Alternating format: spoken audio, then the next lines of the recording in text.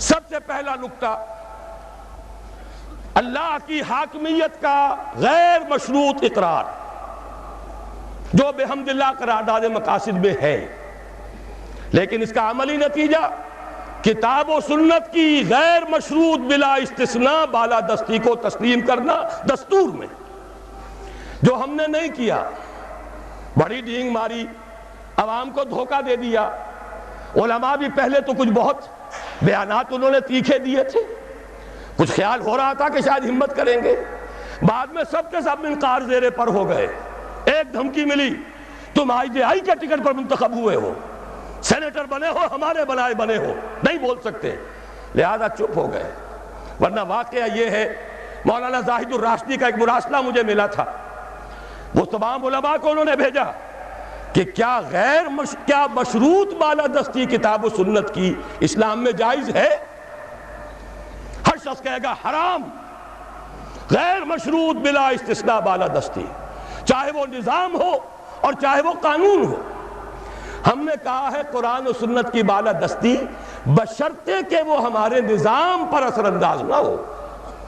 یہ کلمہ کفر ہے، یہ وہ بات ہے جو قرآن کہتا ہے افتؤمنون ببعض الکتاب وتکفرون ببعض فما جزاء من يفعل ذلك منكم الا خزي في الحياة الدنيا ويوم القيامة يردون الى اشد العذاب وما الله بغافل عما تعملون۔ تو کیا تم ہماری کتاب کے ایک حصے کو مانتے اور ایک کو نہیں مانتے؟ تو جو کوئی بھی یہ کام کرے گا اس کی سزا اس کے سوا کچھ نہیں ہے کہ دنیا کی زندگی میں ذلیل و خوار کر دیے جائیں، جو کہ ہم ہیں اس وقت ہے۔ آج کیوں ذلیل کے کل تک نہ تھی پسند گستاخی فرشتہ ہماری جناب میں؟ اس کا جواب اس آیت میں ہے، الا خزي في الحیات الدنیا ویوم القیامت یردون الی اشد العذاب، اور قیامت کے دن ان کو شدید ترین عذاب میں جھونک دیا جائے۔ اور اللہ غافل نہیں ہے اسے جو تم کر رہے ہو۔ کس کو دھوکہ دے رہے ہو؟ عوام کو دھوکہ دے لو گے؟ اللہ کو تو نہیں دے سکتے۔ عوام کو تم نے مطمئن کر دیا، ہم نے نفاذ شریعت ایکٹ پاس کر دیا، وعدہ پورا کر دیا، لیکن یہ کہ اللہ کے ساتھ یہ دھوکے بازی بہت مہنگی پڑے گی۔ اس کا ایک نتیجہ اور سمجھ لیجئے، یہ خیال جو ہے یہ غلط ہے کہ کوئی قانون سازی ہوگی نہیں خلافت میں۔ قانون سازی ہوگی، اس لیے کہ اللہ اور اس کے رسول کے احکام وہ تو گنے چنے ہیں، وہ تو حدود ہے، دائرہ ہے، اس دائرے کے اندر جو مباحات ہیں وہ سب کی سب اپنے مشورے سے ہم طے کر سکتے ہیں۔ کیا بجٹ بنائیں، ایلوکیشن کیا ہو، ٹیکسیشن کیا ہو، فورن پالیسی کیا ہو، ایجوکیشن پر کیا نظام بنایا جائے، اس پہ ایلوکیشن کی طرح سارے کام جو اصل ہے وہ مباحات کا دائرہ ہے، اس کے اندر لیجسلیشن ہو سکتی ہے۔ تو وہ لیجسلیشن بھی عدالت نہیں کرے گی، کوئی مولوی نہیں کریں گے، بلکہ یہ کہ وہی اسمبلی کرے گی جو علامہ اقبال نے کہا تھا اپنے لیکچرز میں کہ آج کے دور میں اجتہاد بذریعہ پارلیمنٹ ہوگا۔ اس کے کیا معنی ہے؟ یہ نہیں کہ وہاں جاہل لوگ آ جائیں گے تو وہ اجتہاد کریں گے، بلکہ یہ کہ اجتہاد تو اہل علم کریں گے۔ البتہ جس کا اجتہاد نافذ ہوگا وہ ہوگا جسے پارلیمنٹ کی اکثریت تسلیم کرے، اور عدالتوں کو یہ اختیار حاصل ہوگا، جو اعلیٰ عدالتیں ہیں سپیریئر کورٹس، وہاں ایک عام آدمی بھی جا کر دعویٰ دائر کر سکے گا کہ جناب دستور میں لکھا ہوا ہے کتاب و سنت کے خلاف کوئی قانون سازی نہیں ہو سکتی، فلاں قانون میں ثابت کرتا ہوں کتاب و سنت کے منافی ہے۔ عدالت کو اختیار ہوگا، وہ اس کو کل عدم قرار دے دے، گورنمنٹ کو نوٹس دے، اتنی مدت کے اندر اندر اس کی جگہ پر دوسری قانون سازی کتاب و سنت کے دائرے کے اندر اندر کر لو، خلا کو پر کر دو، ورنہ فلاں تاریخ سے یہ قانون کل عدم ہو۔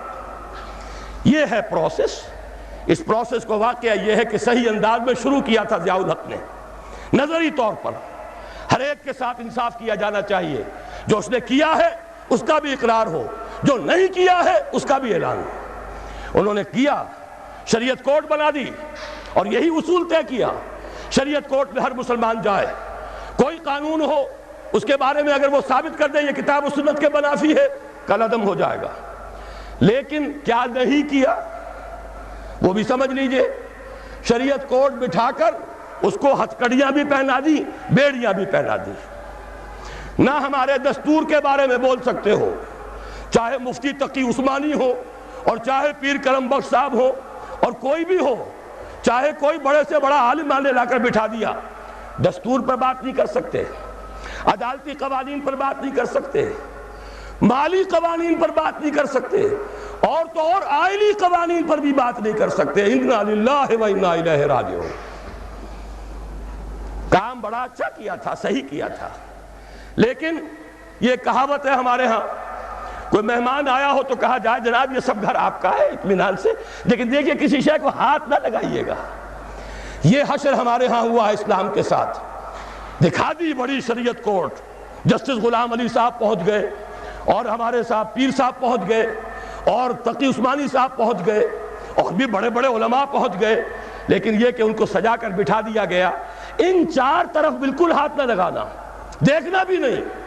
باقی کچھ قوانین ہے، ہوتا رہا ہے، ہوتا رہے گا، لیکن نہ مالیات کا نظام بدلے گا، نہ خاندانی نظام جو ہے اس میں جو کچھ کیا تھا ایک عامر مطلق نے پہلے ایوب خان نے، اور اس کو دوسرے اس عامر نے مسلسل 11 برس تک تحفظ دیا ہے، جس کو تمام اس ملک کے جتنے بھی مسلمہ فرقے ہیں، جتنے مسلک ہیں، سنی، شیعہ، دیوبندی، بریلوی، اہل حدیث، جماعت اسلامی، سب نے یہ کہا کہ یہ غلط ہے، شریعت سے خلاف ہے، شریعت سے تجاوز ہے، لیکن وہ قانون 1962 سے لے کر 1992 آ رہا ہے، 30 برس سے جوں کا توں لاگو۔ اسی میں ضیاء الحق صاحب کے 11 سال بھی، اور اسی میں ہماری شریعت کورٹ کے اتنے سال بھی سب جیت گئے ہیں، لیکن یہ کہ پرنالہ وہیں گر رہا، یہ نہیں ہوگا۔ لیکن یہ کہ اصل الاصول سمجھ لیجئے، حاکمیت اللہ کی، بالادستی کتاب و سنت کی، بغیر استثناء، نظام بھی قانون بھی، ان سب کے اوپر ان کی بالادستی۔ قانون سازی کیجئے، پارلیمنٹ بنائیے، مجلس ملی بنائیے، لیکن کوئی قانون کتاب و سنت کے منافی نہیں ہوگا۔ اگر کسی کو خطرہ ہے کہ یہ منافی ہے، جائے ہائی کورٹ میں، سپیریئر کورٹس میں، ثابت کر دے، علماء بھی جائیں، دلائل دیں، ثابت کر دیں کتاب و سنت کی حدود سے تجاوز ہو گیا ہے، کل عدم ہو جائے گا۔ یہ ہے سیاسی اور دستوری ڈھانچہ اس اسلامی نظام کا جو خلافت ہے، اس لیے کہ خلافت کے معنی ہی نیابت کے ہیں۔